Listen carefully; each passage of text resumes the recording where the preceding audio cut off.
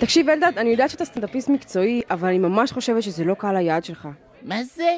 מותק, אין כזה דבר קהל יעד. תני לי זקנים, צעירים, ערסים, צפונים, אני מצחיק את כולם. אלדד, בתור הסוכנת שלך, אני מבקשת ממך לשקול שוב, נראה לי שהם ממש לא בקטע שלך. מה, ערבים? לא ערבים, פשוט קהל עוין כזה. עוין שמוין, תני לי איתם 5 דקות, תראי לכם על הרצפה. לא, אלדד, לא! ערב טוב, מה המצב?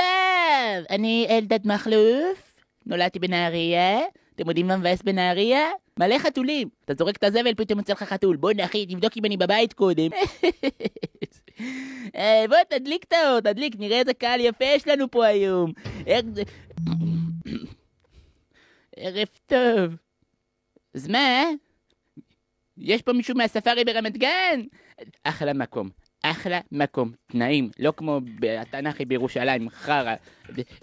מכירים את הקטע שאתה מגלח את הפרווה ופתאום אתה מגיעים אז אתה שואל את עצמך, מה, אני גם מגלח שם? כי זה גיי? זה לא שאתם גיי, אתם לא גיי, אני כאילו, זה הבדיח. אני חרמן, מה זה חרמן? כבר שבוע שאני בא לאכול גזר ואני תוקע אותו במקום לא, אתם לא...